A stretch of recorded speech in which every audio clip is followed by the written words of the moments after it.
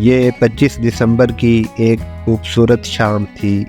پوری دنیا میں کرسچن فیملیز کرسمس منا رہی تھیں۔ سردیاں آ چکی تھیں اور ہر طرف برف کی چادر بچھی ہوئی تھی۔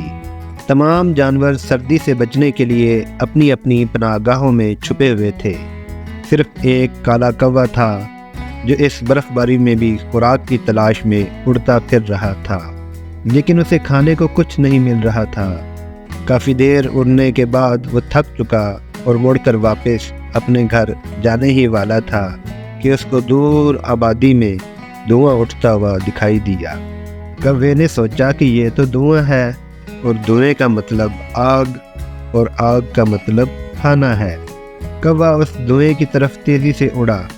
دھواں ایک گھر کی چمنی سے نکل رہا تھا جہاں ایک عورت کرسمس کے موقع پر اپنی فیملی کے لیے کھانا بنا رہی تھی۔ ایک برتن چولہے پر تھا جس میں کھانا تیار کیا جا رہا تھا، اور اس کی خوشبو پورے گھر میں پھیل رہی تھی۔ ٹیبل پر انڈے، پنیر، کیک، مکھن، مٹھائیاں اور مزے کے کھانے سجے ہوئے تھے۔ عورت نے کھڑکی کھول رکھی تھی تاکہ مکھن اور پنیر پگھل نہ جائے۔ کوے نے کھڑکی سے پنیر کو دیکھا اور چھپتے چھپاتے ایک پنیر کا ٹکڑا اپنی چونچ میں پکڑا اور اڑ گیا۔ عورت نے کھڑکی کی جانب کمر کی ہوئی تھی اور ہنڈیا میں چمچ ہلا رہی تھی، اس لیے اس نے کوے کو پنیر اٹھاتے نہ دیکھا۔ کوا اڑ کر ایک درخت کی شاخ پر بیٹھ گیا تاکہ وہ مزے سے اپنا کھانا کھا سکے۔ کوا بہت خوش تھا۔ اس نے خود سے کہا کہ واہ، آج تو مزہ آ جائے گا۔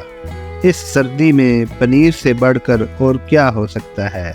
اسی دوران ایک جنگلی لومڑی جو گھر کے قریب ہی جھاڑیوں میں چھپی ہوئی تھی، گھومتے گھومتے اس درخت کے نیچے سے گزری جس پر کوا بیٹھا ہوا تھا۔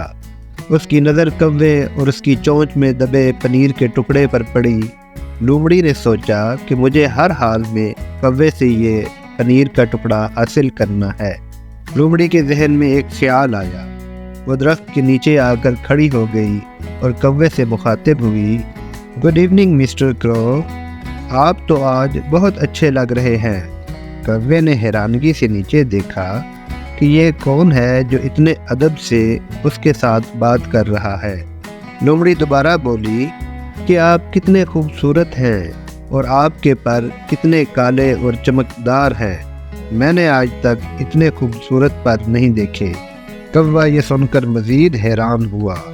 بے شک وہ یہ بات جانتا تھا کہ وہ خوبصورت ہے، لیکن آج تک کسی نے اس کو ایسا نہیں کہا تھا۔